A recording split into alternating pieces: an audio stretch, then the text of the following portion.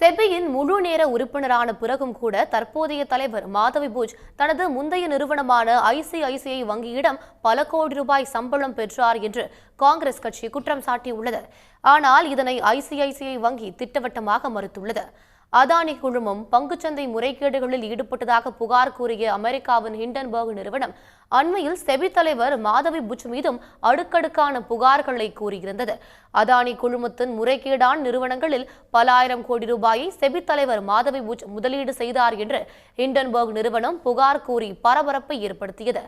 தற்போது மாதவி புஜ் செபியின் தலைவராக இருந்து கொண்டே தனது முந்தைய நிறுவனமான ஐசிஐசிஐ வங்கியிடம் 6 ஆண்டுகளில் 16 கோடியே 80 லட்சம் ரூபாய் சம்பளம் பெற்றார் என்று காங்கிரஸ் கட்சி குற்றம் சாட்டியுள்ளது.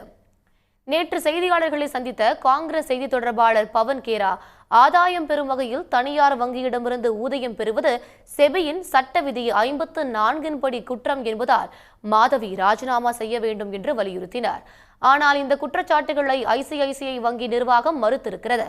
அந்த வங்கி வெளியிட்டிருக்கும் அறிக்கையில் தங்கள் வங்கியிலிருந்து மாதவி புஜ் ஓய்வு பெற்ற பின்னர் அவருக்கு சம்பளமோ அல்லது தொழிலாளர் பங்கு உரிமை திட்டத்தில் எந்த தொகையோ வழங்கப்படவில்லை என்று விளக்கம் அளித்திருக்கிறது.